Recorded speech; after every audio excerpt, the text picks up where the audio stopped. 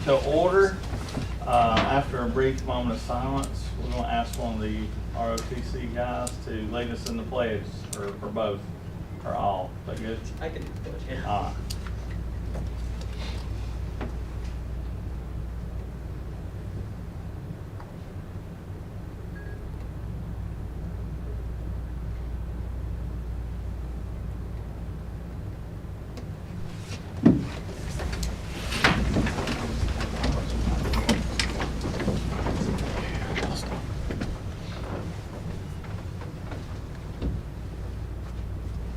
I pledge allegiance to the flag of the United States of America and to the republic for which it stands, one nation, under God, indivisible, with liberty and justice for all. Thank you. Mr. Boyd. Thank you. We have several opportunities to recognize our students tonight. And, we want to begin with our Daniel Boone High School Marine Corps JROTC and some accomplishments that they've made. We want to highlight that and ask Mr. Campbell to kind of kick that off and introduce our cadets and anyone else that needs to be introduced. Yes, sir. Great honor of introducing these two gentlemen tonight. Major Sessions is at a soccer coaching soccer match, and Master Danny is at Nashville at a state competition. Rather than list all the awards that they've already won, these two gentlemen are much smarter, and they have the list for you. They're going to present it to you.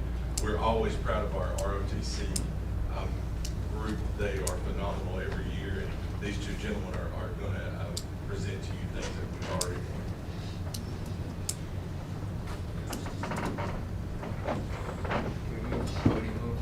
Whatever you want. We had to practice in front of a podium, so might as well, right? Okay.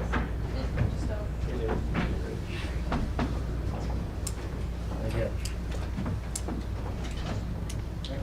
Good afternoon. My name is Cadet Captain Sean Martin. I'm the Battalion Executive Officer for Daniel Boone High School Marine Corps JROTC program. Basically what that means, I'm the second in command. To my right here is Second Lieutenant Jackson Ramsey. He's one of our company commanders. He's in charge of about half the program. Thank you for allowing us to speak today.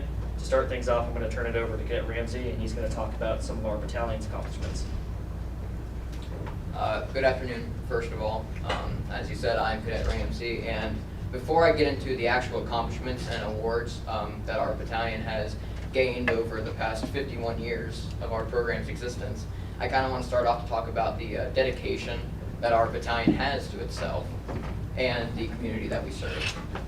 Our program has completed 5,000 hours of community service for just this year alone. Now, if we take it down to an individual level, one cadet needs 8 hours of community service just to graduate high school. But our battalion as a whole has completed 5,000 hours of community service just this year so far.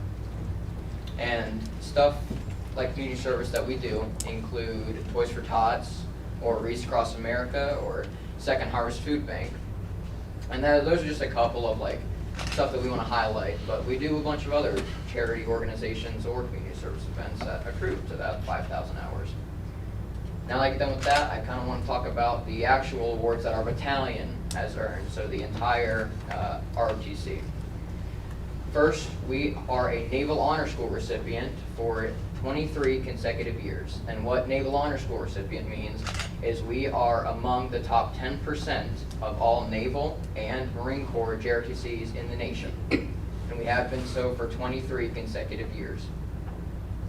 Next, I kind of want to talk about the MICRA Award, or the Marine Corps Reserve Association Award.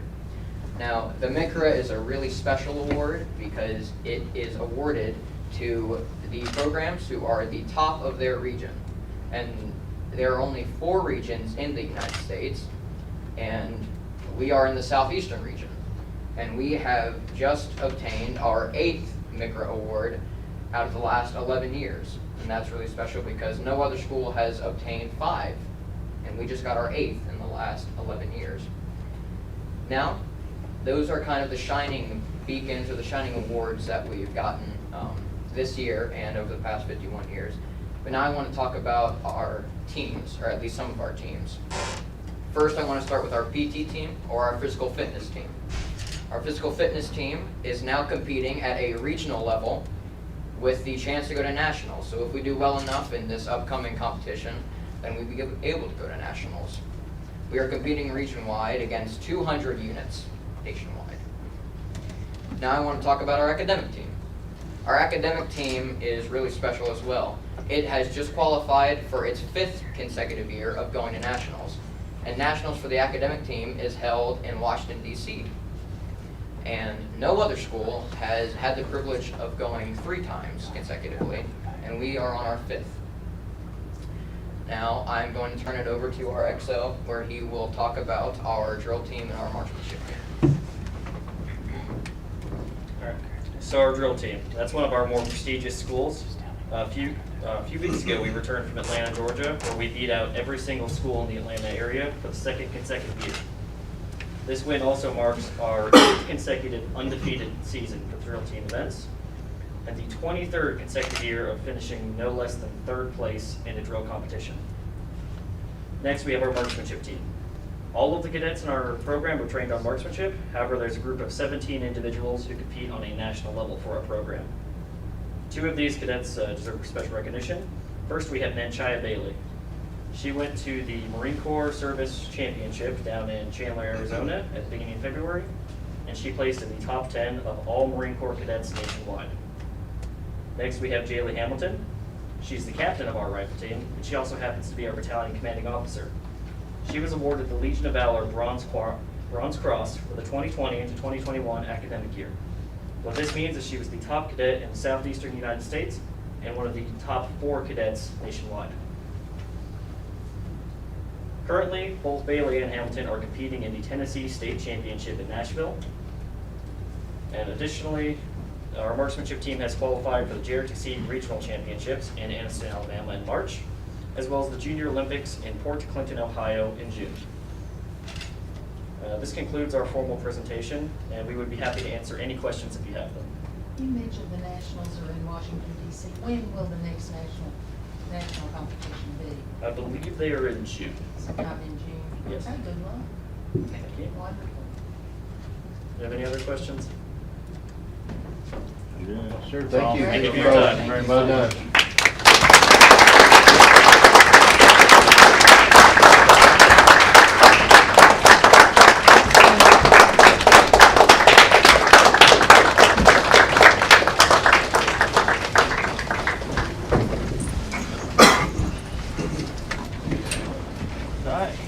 Okay. Next opportunity we have is to represent the accomplishments of the Grandview girls basketball team. I hear they won a few games this year. They did an excellent job in representing both their community in Grandview and also Washington County. I want to let Athletic Director Josh Kite just kick it off with Coach Painter and let Coach Painter share about her team. It's with great honor to recognize our girls basketball Grandview Lady Eagles State champions, Class A. I'd like to introduce Mrs. Catherine Painter, our head coach, and assistant coach, Mr. Xavier Painter.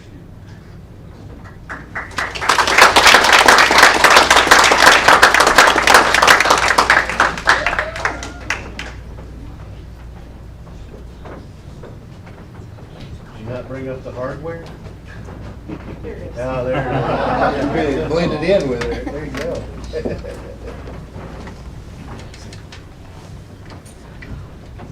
I'll just go down the row and tell you their names.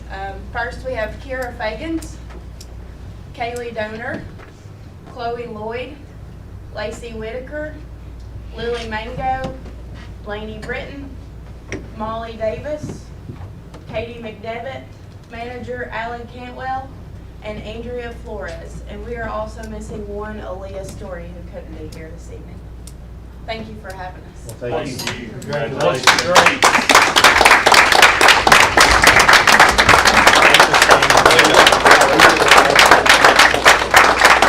So help us refresh our memory about your record this year.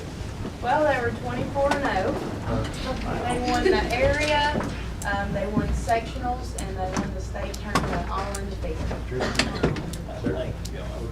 congratulations on the hard work it took to get to where you are and where you went, and of all of you, coaches and players, and the support of your school and your parents and everyone. So congratulations, that's quite an accomplishment. What's the age? How many We have eighth graders? How many seventh Eighth graders? graders, raise your hand. Yeah, don't drop. Oh, is that all? And another one that's not here is in eighth grade, seventh grade.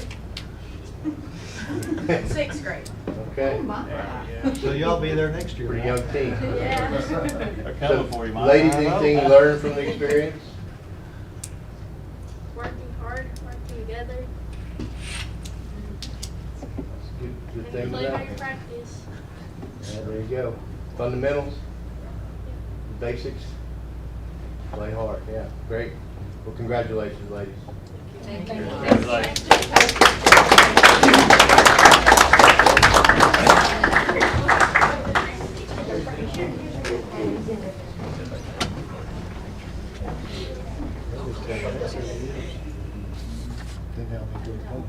Oh, no problem. Yeah. See you, Crockett girls. Yeah, that's great. We'll give them a second. We got another group to recognize. They exit.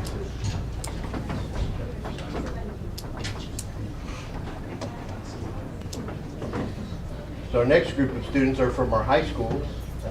They've been nominated by their schools to represent Washington County and attend the annual SCOPE event, which is Student Congress on Policies and Education. And so these students will have an opportunity to go down and engage in discussions about policy around education topics. I think do a mock board meeting and just experience it with other students across the state of Tennessee. So as I call your name, just stand up. We got Daniel Boone High School, Elijah Gooch, and Ella Gray from Daniel Boone. And from Crockett, we have Caleb Corso and Raven Dixon. So congratulations on being nominated. I hope you enjoyed it.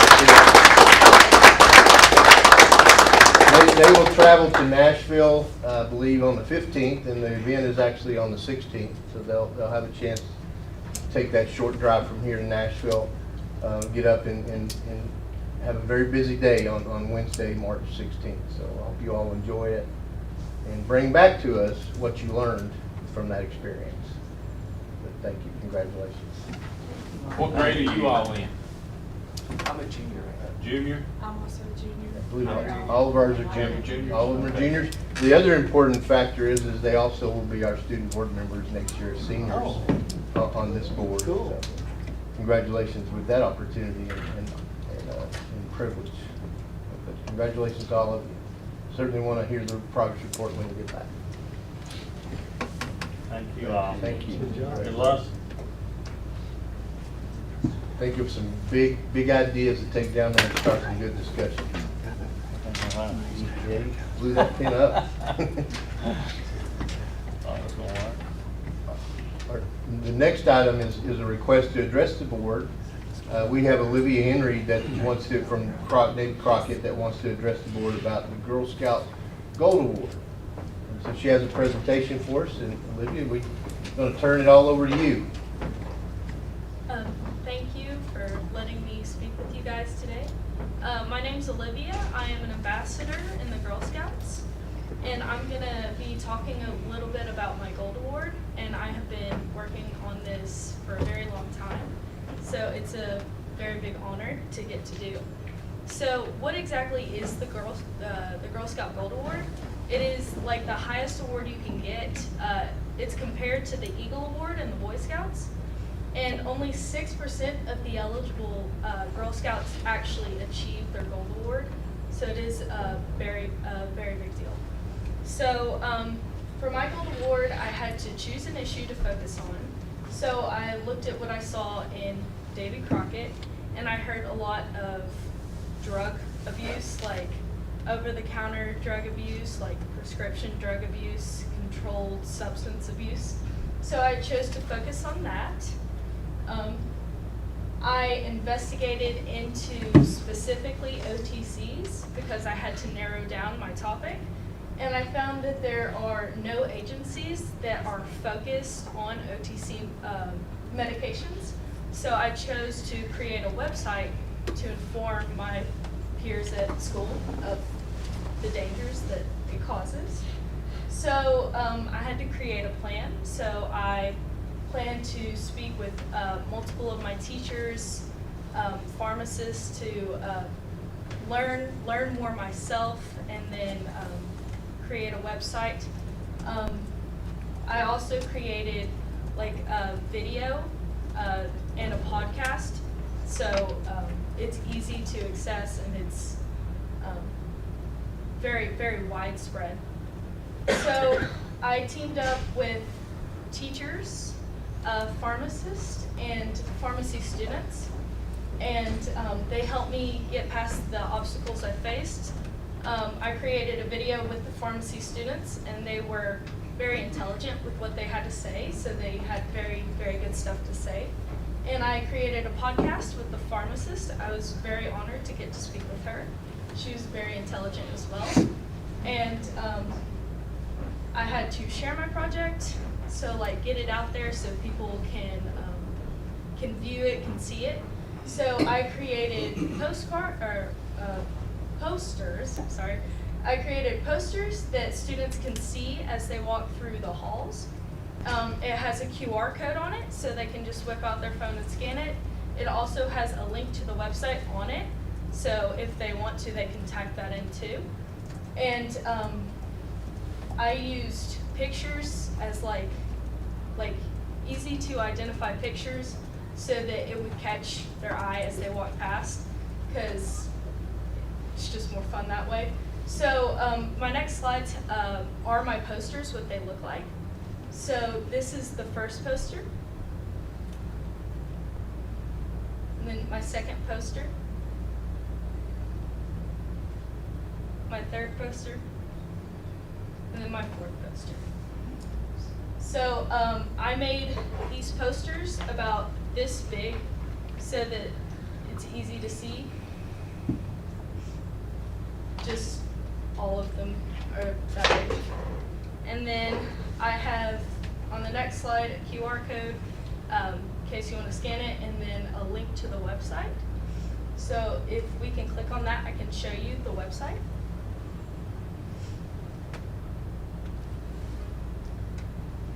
So on the website, like the first page has simple facts, like what exactly the web page is. The title of my webpage is GOLD, which stands for Get Over Living Dangerously. It's a play on words since it's my Gold Award. And then I have facts and figures. These are just quick numbers people can see, quick facts. And then at the bottom of the page, I have references that we can click on and get to other information quick if you want to go more in depth, or if there's something on the website you want to learn more about. And then back at the top, we have different pages on the website. So the first one is what exactly an OTC is. An OTC is an over-the-counter medication. So that's just something you can walk into, like Walgreens, Dollar General. You can pick it up off the shelf and you can buy it. You do not need a prescription to buy it, so they're easy to access.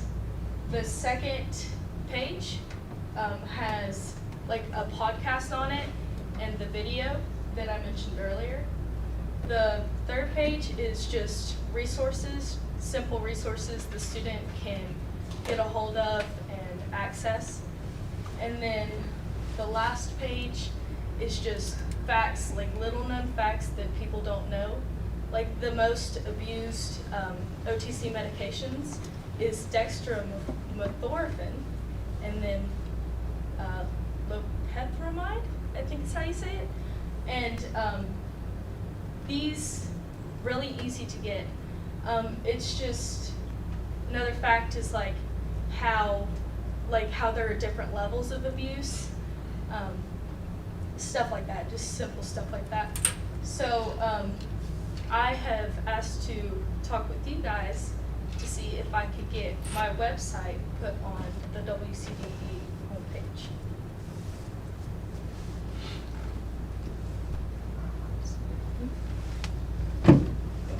Is that, I mean, as far as requesting the board to act on that? I guess the only question is that, I mean, is that fine in our policy for one thing to do something like that? I don't know. Yeah, I don't believe we have any policy that would prevent it. Really? I think it'd be beneficial. I mean, it's anything, getting kids off drugs.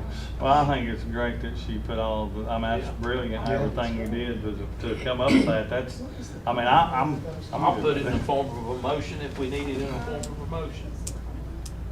But, you know, I don't believe you, but it would be official and formal if the board would take that action.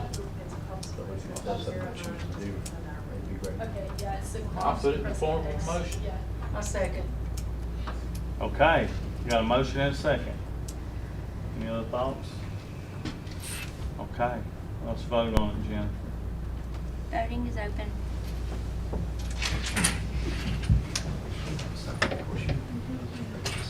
I haven't got it, Jen. Any- Spin it on my end. Spin it. Yes.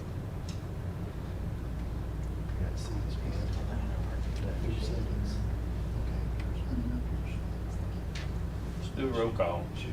Mr. Irvin? Aye. Mr. Day? Yes. Ms. Dillinger? Yes. All approved. Everybody else reports. Thank you very much. Congratulations. Thank you. Yeah, Yeah. thank you Very for impressive. Great community project. service. I mean, it's not, Boy Scouts call it a project, you call it a what? It's still, Same, yeah, same. yeah. Yeah. Thank you. Thank guys. you. Thank you. Okay, yeah, impressive. Thank you. Thank you. Thank you. All right, before we consider the meeting agenda, we need to add the naming, whoever makes the motion, we need to add the naming of the Fall Branch Gym to the agenda. So moved. Second. Okay, so now get consideration. We vote on that? We got to vote. Let's vote on that, okay. It's open. It's open. Okay, I'm sorry. A little sidebar here. We gotta get back in the game. I know, and I'm still not coming up, so. Is it not? We can roll call if we need Miss, to. Mr. Irvin? Aye. Ms. Dillinger? Yes. Mr. Day? Yes. All approved. Welcome to technology. Come down. Okay, all approved. Now we need consideration of the meeting agenda. Second. Okay. I missed that. I'm sorry. We just did consideration of the actual meeting agenda with that added to it. Oh, Well, you all know how to You clear out a did. room. You did make that motion to approve the agenda as amended. That was with that amendment. yeah. All included. Yes. So we're done. Yes. Okay. I'm sorry. I apologize. I thought we had to add it and then, okay. You make sure. Nope. I feel pretty confident we did Yes, it. sir. Okay. Good, because that's what I put. Now we need a motion to approval of the minutes. So moved. Second. Okay. We gonna roll call that or give it a try? I'll open it. I don't know why some's working so much. You did say something, didn't you? Yeah, we clear them out usually. Yeah, here's now. It's open. No, it ain't. It is for some. Mr. Irvin, how do you Aye. go? Aye. Ms. Dellinger? Yes. Mr. Day? Yes. All approved. Okay. Moving to announcements. Yes, sir. We recognize our scope delegates, and just as a note, that's March 16th. What I didn't mention earlier, it is in Nashville, but it will be held at Belmont University. We have some of our educators, one of our married couple educators that will be chaperoning the 4 students. And they will be traveling to Nashville. Just moved the March workshop to Monday, the 21st, instead of it was originally on the schedule for Tuesday. And one reason for moving is the board certainly could have proceeded without me, but I appreciate you changing that date. I will be at the TOS Legislative Learning Conference in Nashville the 22nd, 23rd, and 24th. That's close. It may not be the last week of the legislative session, but it's towards the end of it. As far as moving into superintendent's reports, we have a presentation from our student board member, Ms. Collette, and she's going to lead. She is open to any request for her speech if anyone would like her to give her 7 minutes. I ain't said it in probably a week, so I might be a little rusty. Okay, so just a little presentation about what all's been happening in the past month all across the county. So to start off, Washington County was recognized by Governor Bill Lee as a Best for All school district.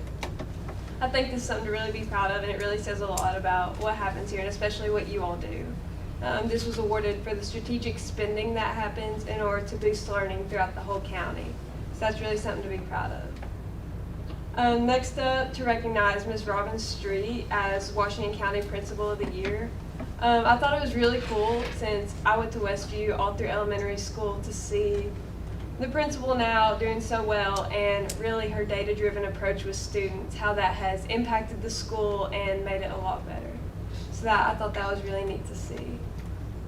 And then both Boone and Crockett last week and this week have hosted 8th grade visits.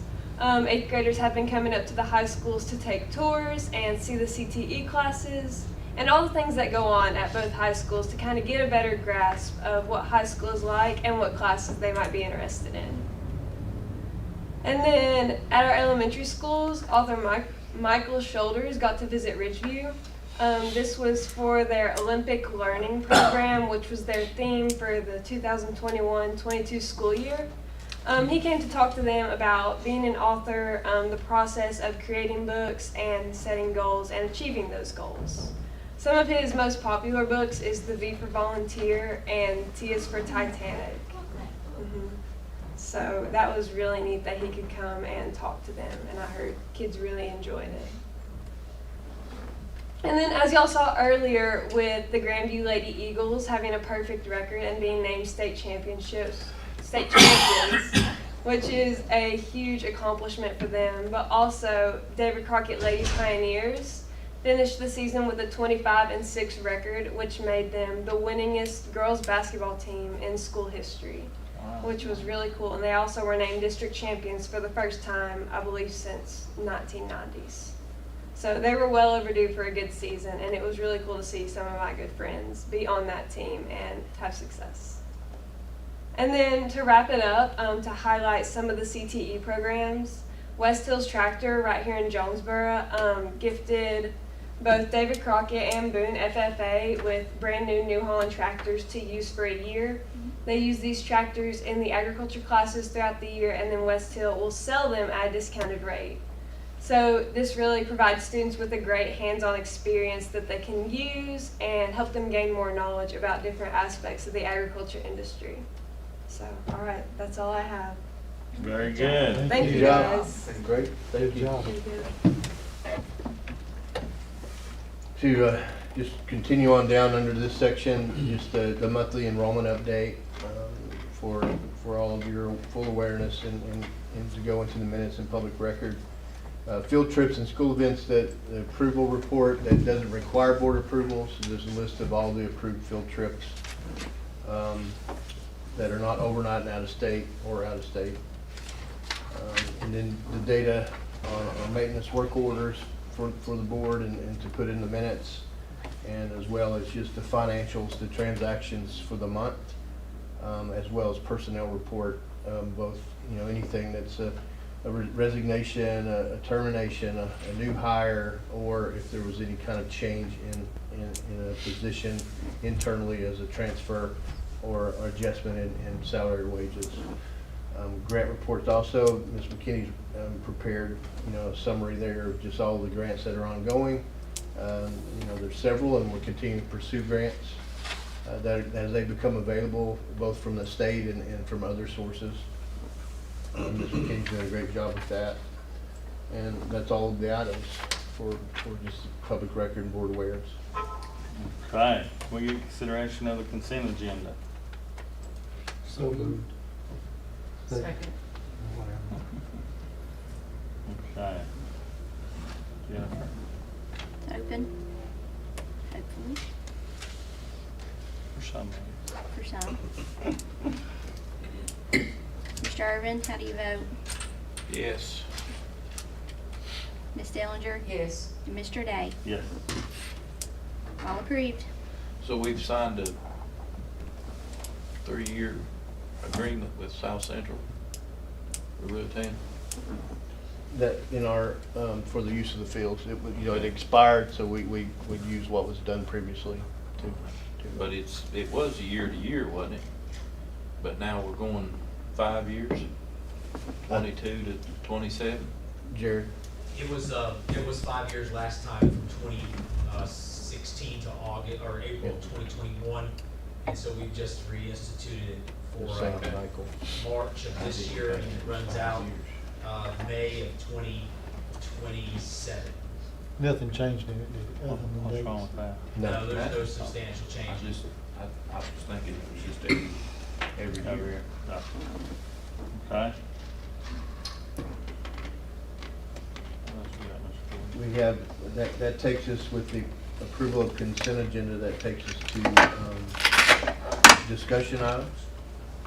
And the only discussion item on this board agenda was the sample resolution. You like me to read it, Mr. Chair?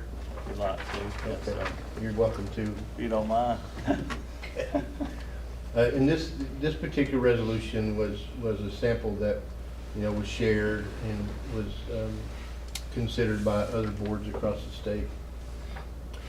Whereas House Bill 2833 and Senate Bill 2168 have been filed for introduction in the current Tennessee legislative session and include various changes and additions to laws concerning charter schools. And whereas said changes include reducing timelines for review and approval of charter school application from 90 to 75 days. Number 2, adding a provision for charter schools to use a school building that is at or below 50% LEA usage. And number 3, funding changes related to facilities use and other provisions reducing local LEA decision-making.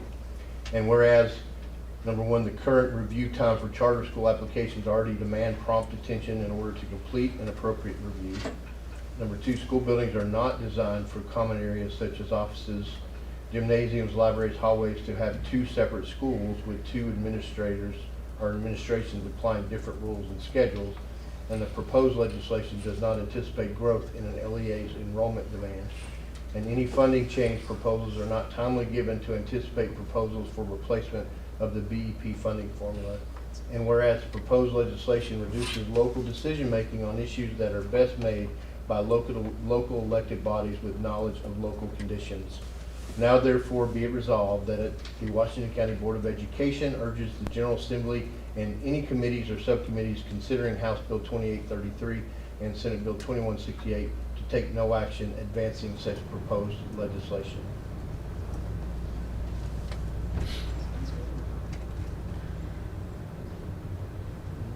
Need a motion? Yeah. I'm assuming. Make that in the form of a motion. I'll We approve second. that. Second. Any discussion? Didn't I hear something about them, on these charter schools where their kids is not having to do the same as our kids, and somebody has got something proposing in his deal with a charter to make it where all of us is the same. I'd read something. That's the main, one of the main criticisms around charter schools that are publicly funded is the nature of the charter school. They have flexibility that other schools don't. They don't have to adhere to all of the requirements based on whatever their charter might say. within some restrictions, but it's a lot more flexible than options that we have in our boards. This school board and every school board across Tennessee has with their traditional schools. Get to pick and choose their students they want. They can have criteria that would do that. And for full transparency, in some districts that are governed by school boards, in a magnet school situation, they might do that similar type of approach. But yes, charter schools can do that with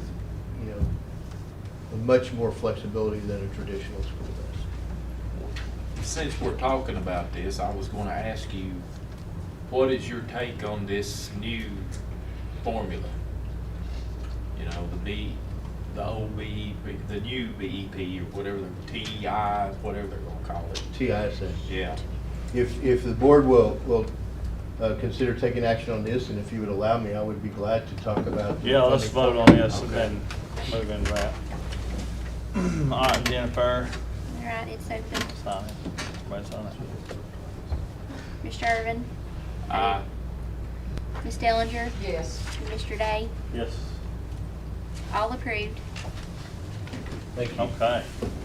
And before you adjourn, if you would, just a quick overview of that. We would get updates quite frequently. We actually had a call yesterday, we being the Northeast Regional Superintendents with not the commissioner, but a high member of her cabinet, because we had a list of questions. But a quick overview, the proposed bill, the governor's bill for the change in the funding model. It is a student-based model, which means it intends to account for the different levels of needs of individual students as how the funds would be allocated. For example, there's 4 components of the funding model.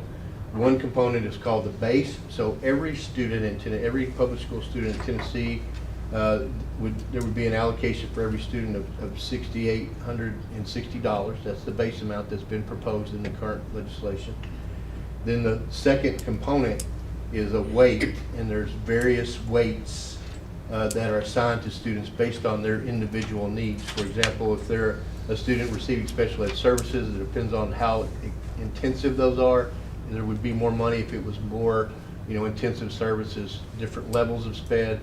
Our ESL population, our EL population, if it's a student that's a second language student, would be a weight.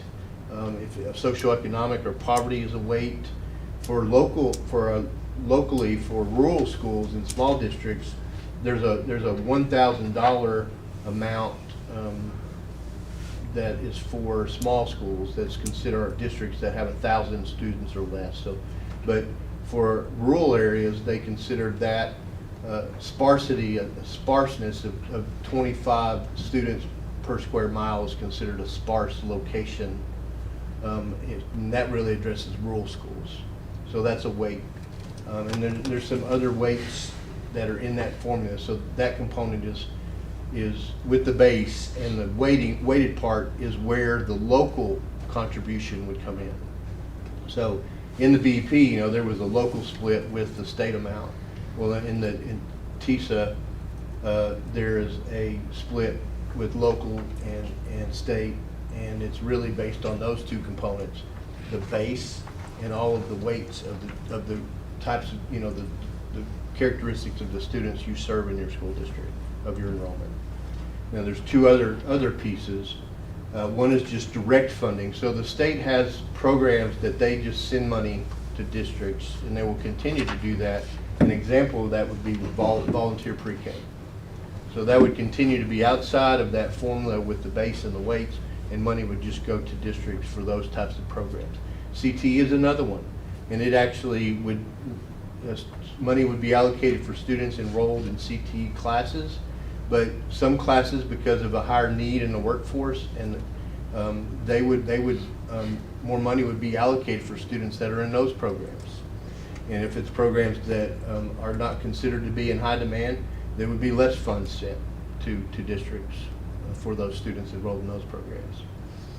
And there's a couple of other factors in that component, that direct. And then the final is it's called an outcomes component, and it's intended to be I would say, a bonus or incentive for districts. It's performance, basically performance allocation based on the performance of the schools, of the students in the schools in the school district. So, for example, students that meet on the state test and the number of students that meet grade level expectations that are on track or mastered would come with additional funds. And then students that have some of those weights, for example, if you're in a district with high poverty and those students that meet grade level expectations, it would be an additional weight for those students meeting that benchmark. So that's the performance piece. And there's still a lot of discussion about what other types of outcomes would be incentivized. Some might be completion of certain CTE programs and earning the industry credentials. How many students are doing that? So that's kind of what they're looking at on that outcome-based component of the TISA, of the Tennessee Investment in School Achievement model. Your question is, what do I think about it?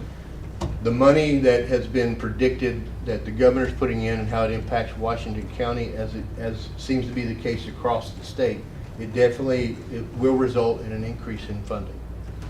Well, you said that. You said 6,800 per child. That's the base, yes. That's the base. Right now. Is that is from the state? That's 70-30 split. 70-30. So what it is like you have Yeah. 10,000 students, this much, that's how much base, 70% will be 30% state coming from funded the and county. 30 will have to be the local contribution, Okay. where you get into the conversation around maintenance of effort and all of that. So we're at a 60-30 or 60-40 split now. Somewhat, Roughly. overall, I mean, if you remember, the 66, BEP was 30. a lot more complicated than this one is. Yeah. And so, that's, in general, that's close, yes. So But it is more transparent, so it is something by design that most everyone can say, they have this many students, they have this many students that are free and reduced lunch, they have this many students that are in this category, and somebody could just go down through there very easily and calculate the amount. It sounds like they've taken out the factor where they give so much per county depending on various school systems. Is that? The ability to pay, that goes back to Right, local, and right. that's where a lot of your local governments right now in their discussions, I'm sure, are asking the governor's team and the legislators, what does that mean? They still do that factor. Right now, there's two factors. There's TASER and CBER. It comes from two different groups that determine a community's ability, financial, economic ability to pay, and then they come up with a number and say, you're a wealthy district, so your ability to pay is much higher than this one. So in the allocation, you're going to have to pay more. But no one will pay more. No local district or county will pay more than 30%. well, that's what I was getting ready to say. So it sounds to me like the county's going to not have to put out as much money. Well, right now, all local governments will be held to their maintenance of effort unless there's a significant decline in enrollment like it has been. So right now, it looks like in Washington County, that amount that the county contributed, unless we have a significant change, increase in enrollment or Yeah. decrease, it would stay the same right now, at least for 4 years. They would not have any more obligation for at least four years. Now, in the 5th year, the state has indicated, that's where locals would have to pick up.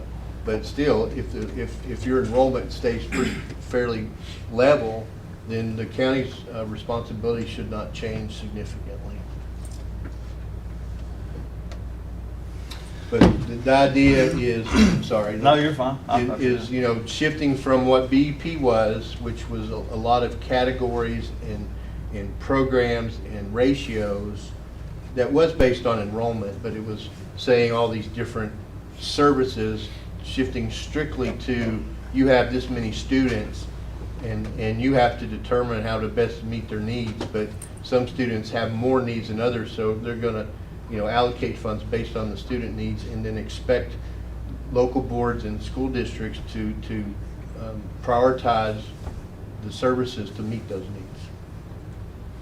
So there will be a lot more accountability as far as our finance department and others, we will have a different kinds of reporting and probably more. Is each financial weighted reporting. assistant the same? In other words, if you're, you're talking about the base plus the weighted parts, are each weighted part the same amount of money? No, there's different percentages, it depends. So like I mentioned earlier, in currently even with BEP and in federal funding, there's different options for special education based on the intensity of the services, and they use that in that weighted model. So if it's a student that requires a lot of additional services, very high needs, then their percentage might be, I don't have it memorized yet, but say their percentage might be 20% of the base. And a student that doesn't have those kinds of needs but still has special needs, it might be 5%. So, and that percentage is of the base. So for example, if it is 5%, then that student in the weighted portion would bring in 5% of 6860. And that would be the amount that for that particular need that would be allocated for that student.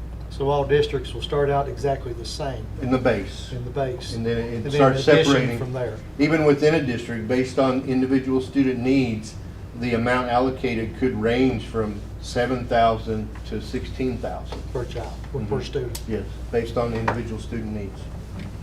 So what are you hearing from the legislators? Are they going to agree to this, or are they got other ideas, or? It's still early. I mean, what things we've been told and what we've been in discussion around is a reminder that, the governor's presented a bill and it's going to go through the process, and what it looks like going in may not be what it looks like coming out. So, I'm sure the discussion will be around the base. Is that enough? Is it too much? And then questions and maybe some discussions around some of the weights. And then some of the other items. I actually have been told that there's been a statement that the outcome part, there are some that want to move more into the outcomes and take it from, maybe take it from the other part and put more in as a outcome-based funding, like they do in universities. So I would say we're going to hear some of that discussion in these subcommittees and the committee and the full floors. Will it all be based on the first 60 days of school? No, it has never been based on that. I mean, It's going to be based on previous year enrollment. And then now they weight the different reporting periods throughout the year to determine that enrollment. They're going to equally divide all 9 reporting periods and to do the average to determine what that number is. So that's how they're going to come up with that enrollment number for districts, but it will be based on, like BEP has been the previous year, where you end the year, based on that calculation throughout the school year on your enrollment. There will be, just like with BEP, if a district and a community experiences rapid growth, there is a growth factor in there, meaning, you start the school year, you had your allocations based on the previous year, but over the last few months, you had a significant number of new students, and so there is a factor where the state then will allocate additional monies for communities and school districts that might be experiencing 2% or higher growth since the time that their amount was calculated in the previous year. The bottom line of it is we should be improving with this new formula financially. Right now, based on the predictions that in the number that I shared with all of you, I think I shared the worksheet, the number that was given to Washington County was for fiscal year 24, not next school year, but the next year, if the bill passes, it would be a difference, an increase of $7.94 million. Based on our current, actually not our current enrollment, but they used 2019's numbers because they said across the state, because of COVID, that was the most stable enrollment numbers to use for districts. What's that average out per student for us? I haven't done an average. I think, just about 1,000. Yeah, about $1,000. If you take that 7.9, right, it's about $1,000. You do pretty good a bit of that. Yeah. So my statement is it's exciting and it's a positive thing. It's just the people's apprehension is just there's still some unfilled blanks that we all just want the details to make a very informed, have a very informed opinion. But on the onset, it's very positive. It's certainly a huge investment in public school students across Tennessee, and, you know, I feel like it's in the right direction. Very good. Mary Beth, we done? Yes, sir. All right, March 21st. Meeting adjourned.